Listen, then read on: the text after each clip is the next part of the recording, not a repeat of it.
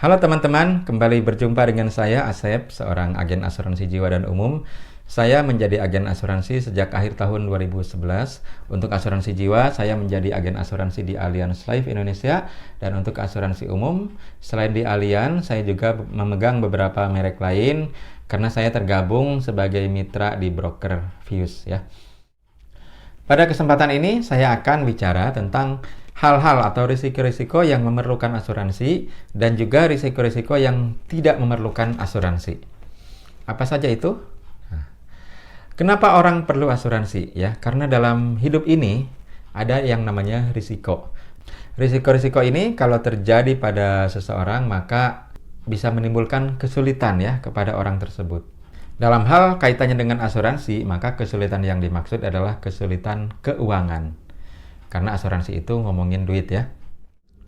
Nah, apa saja risiko-risiko yang memerlukan asuransi? Ada 3 ciri atau 3 kriteria sebuah risiko memerlukan asuransi. Apa saja? Pertama, tidak diinginkan. 2, waktunya tidak dapat diketahui. 3, butuh biaya besar. Ukuran butuh biaya besar adalah kalau diri sendiri merasa berat untuk menanggungnya atau bahkan tidak akan mampu untuk menanggungnya, membayarnya.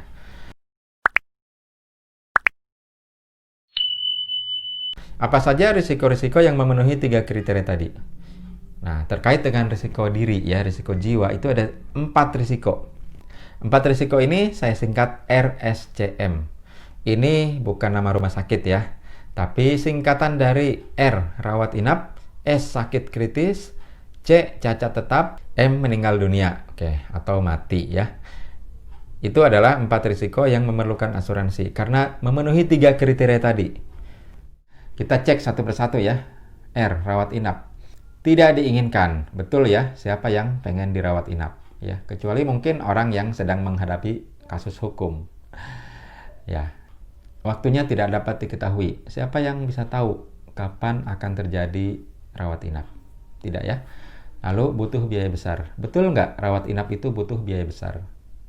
Saya kira bagi kebanyakan orang ya, kalau sakit dan sakitnya itu harus dirawat inap, apalagi operasi, itu pasti butuh biaya besar. Bisa puluhan juta ya, bisa ratusan juta ya. Bahkan bisa miliaran gitu ya, tergantung sakitnya. Lalu yang kedua adalah S ya, sakit kritis. S ini juga memenuhi kriteria tadi ya. Tidak diinginkan, tidak dapat diketahui dan butuh biaya besar ya. Rawat inap saja, sakit sembarang sakit ya. Kalau sudah harus rawat inap itu butuh biaya besar, apalagi kalau sakitnya sakit kritis. Contoh seperti kanker, jantung, stroke, gagal ginjal ya, liver. Itu udah pasti ya biayanya lebih besar lagi. Dan akibat dari sakit kritis itu bukan hanya biaya medis, tapi juga biaya yang timbul karena kehilangan penghasilan. Kan orang kena kanker ya, kena stroke, itu kan kemungkinan besar tidak mampu bekerja lagi seperti biasanya. Bahkan bisa tidak bekerja secara total gitu ya. Kalau orang ini berpenghasilan, dia berarti penghasilannya hilang atau berkurang secara drastis. Jadi butuh pengganti penghasilan. Kalau tadi ya asuransi untuk rawat inap itu asuransi kesehatan. Dia mengganti biaya ke rumah sakit. Jadi tagihan rumah sakit diganti oleh asuransi kesehatan. Kalau asuransi untuk sakit kritis, maka bentuknya adalah uang cash, uang tunai. Ya, diberikan secara lamsam atau sekaligus kepada si tertanggung. Lalu yang ketiga C ya, cacat tetap. Siapa orang yang mau cacat? Tidak ya. Lalu siapa yang bisa tahu kapan akan kejadian kalau cacat? Tidak ya. Lalu butuh biaya besar atau tidak cacat ini? Butuh biaya besar. Orang cacat ya, misalnya pada anggota gerak, tangan, kaki, atau mata ya, itu bisa berakibat hilangnya penghasilan atau berkurangnya penghasilan karena kemampuan bekerjanya akan menurun atau berkurang gitu ya, atau bahkan tidak mampu bekerja lagi. Jadi yang diperlukan di sini adalah pengganti penghasilan gitu. Kalau udah ngomongin penghasilan, ini bukan dampak yang ecek-ecek ya, tapi dampak yang sangat besar karena orang tidak bisa hidup tanpa penghasilan, betul nggak? Lalu asuransi M, meninggal dunia ya. Siapa yang ingin meninggal dunia? Nah, kebanyakan orang ya, walaupun dia tahu dia akan meninggal dunia, tapi nggak ada orang yang pengen duluan gitu ya. Siapa yang tahu waktunya? Juga tidak ada yang tahu waktunya kapan akan meninggal dunia. Dan yang ketiga tadi, kriteria ketiga, apakah butuh biaya besar? Nah, tergantung sebetulnya ya. Meninggal dunia butuh biaya besar kalau terjadi pada orang yang mencari nafkah dalam keluarga. Karena kalau dia meninggal, nafkahnya hilang. Jadi perlu pengganti nafkah itu untuk keluarganya. Nah, asuransi jiwa ya, untuk menanggung meninggal dunia ini memberikan uang atau warisan kepada ahli waris yang ditinggalkan oleh orang yang meninggal dunia itu. Nah, tapi kalau meninggal dunia ini terjadi pada orang yang tidak mencari nafkah, maka biaya atau dampak keuangannya relatif tidak besar ya, tidak terlalu besar. Mungkin untuk pemakaman atau penguburan saja. Atau ditambah biaya tradisi ya. Ya, kalau ini biaya tradisinya lumayan besar ya, siapkan juga ya asuransi jiwa. Seperti anak-anak ya, itu secara prinsip tidak memerlukan asuransi jiwa. Karena ya, kalaupun misalnya meninggal dunia, maka tidak ada orang yang bergantung kepadanya secara penghasilan.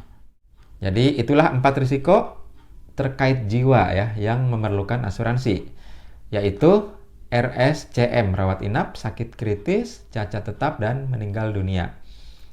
Nah, ada lagi ya yang terkait harta benda yang kita miliki. Itu juga memerlukan asuransi ya. Ada ya yang memerlukan asuransi. Terutama jika memenuhi 3 kriteria tadi ya. Tidak diinginkan, tidak diketahui, butuh biaya besar. Contohnya apa? Kita punya rumah. Rumah itu nilainya besar ya. Kalau rumah itu rusak, biaya perbaikannya bisa sangat besar ya. Apalagi kalau rumahnya hancur rata dengan tanah. Jadi asuransi rumah itu perlu, penting ya. Kemudian kendaraan ya, terutama mobil ya. Mobil itu juga nilainya cukup besar ya. Kalau mobilnya mengalami tabrakan, baret, atau bahkan rusak berat atau hilang, itu kan risiko keuangan yang besar juga gitu. Jadi untuk mengantisipasinya perlu asuransi.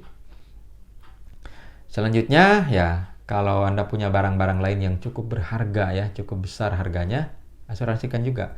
Mungkin Anda punya usaha ya, punya toko, punya kos-kosan ya, asuransikan juga. Itu mirip dengan asuransi rumah tadi ya. Kemudian punya profesi yang seperti dokter ya, mungkin itu juga perlu asuransi profesi dan sebagainya. Tapi paling tidak ya, yang umum perlu dimiliki orang adalah rumah dan mobil. Motor bagaimana? Nah, motor ini paling tidak ya total loss only, TLO saja. Oke,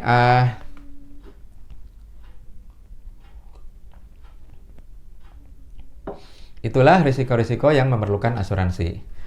Lalu bagaimana dengan risiko yang tidak memerlukan asuransi? Apa saja itu? Nah, banyak orang menanyakan ke saya seperti asuransi untuk rawat jalan. Apakah rawat jalan itu memerlukan asuransi? Kita cek dengan 3 kriteria tadi.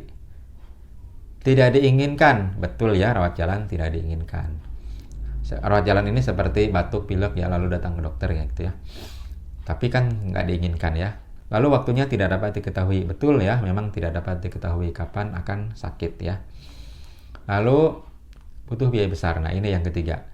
Rawat jalan ini butuh biaya besar atau tidak? Pada umumnya saya kira tidak ya.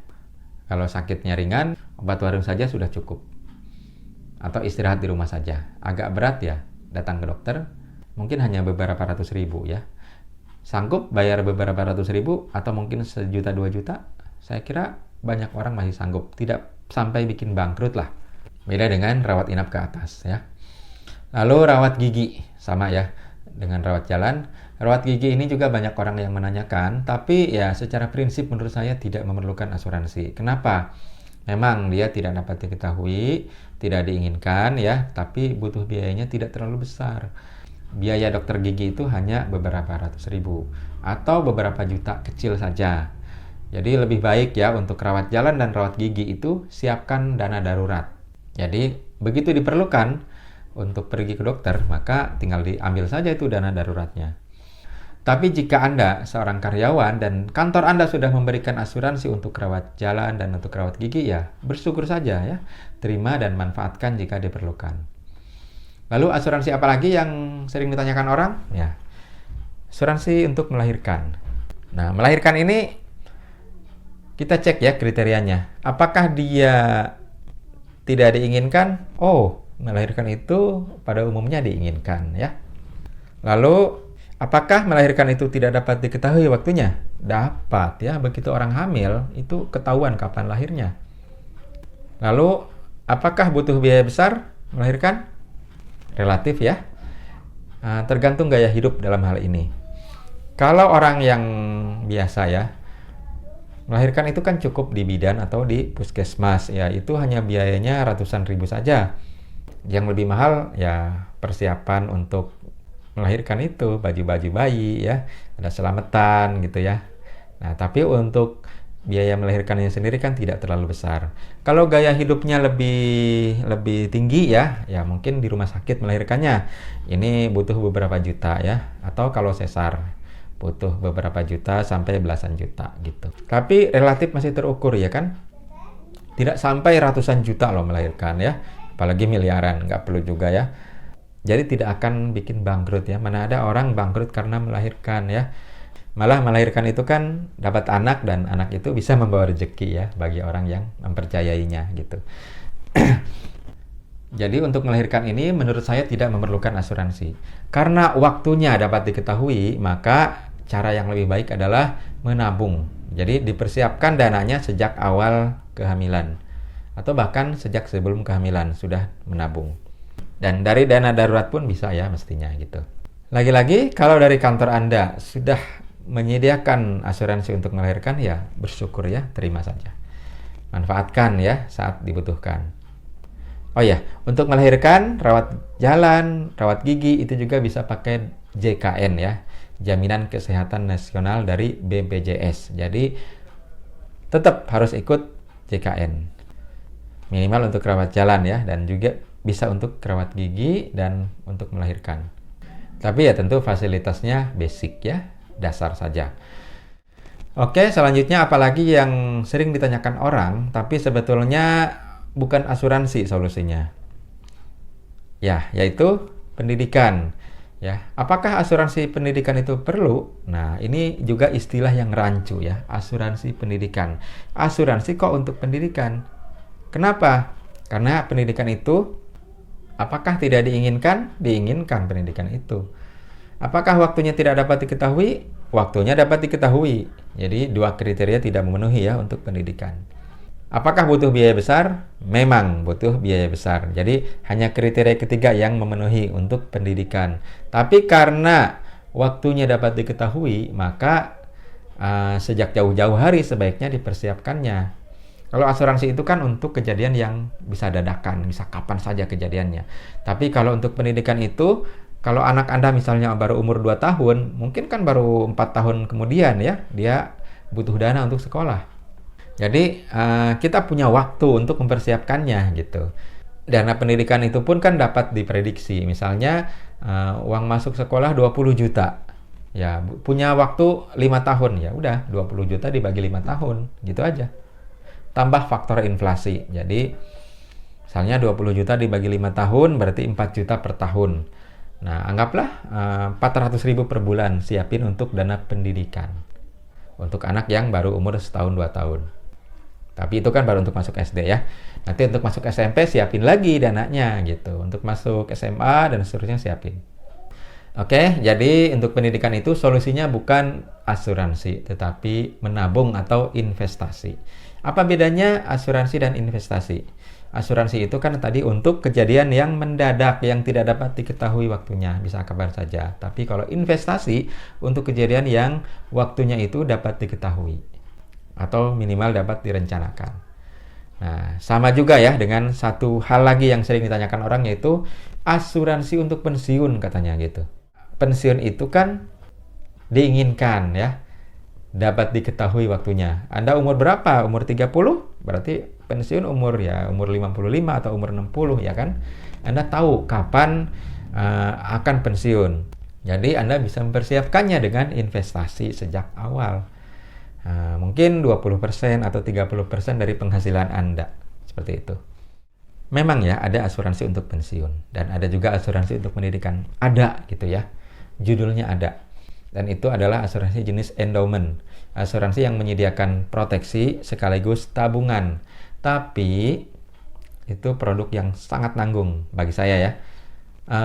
Proteksinya kecil, nanggung. Hasil investasinya pun kecil, nanggung ya. Memang ada kepastian produk tersebut ya. Bukan unit link ya, bukan. Tapi endowment, dwiguna, asuransi yang memang dirancang untuk pendidikan dan untuk pensiun. Tapi ya mahal sekali gitu ya. Kalau Anda mau, Anda bisa tanya ke saya, nanti saya bisa buatkan ilustrasinya. Tetapi saya tidak rekomendasikan produk endowment untuk pensiun Anda ya, karena mahal sekali. Atau kalau Anda bayar premi sesuai yang terjangkau oleh Anda, nah hasilnya itu ya kecil gitu, tidak akan mencukupi untuk pensiun Anda. Baik, demikianlah risiko-risiko yang memerlukan asuransi dan juga risiko-risiko yang tidak memerlukan asuransi. Jika ada pertanyaan atau tanggapan, silahkan tulis di kolom komentar. Jika ingin konsultasi tentang asuransi, silahkan menghubungi saya. Kontaknya ada di kotak deskripsi dan juga ada di video ini.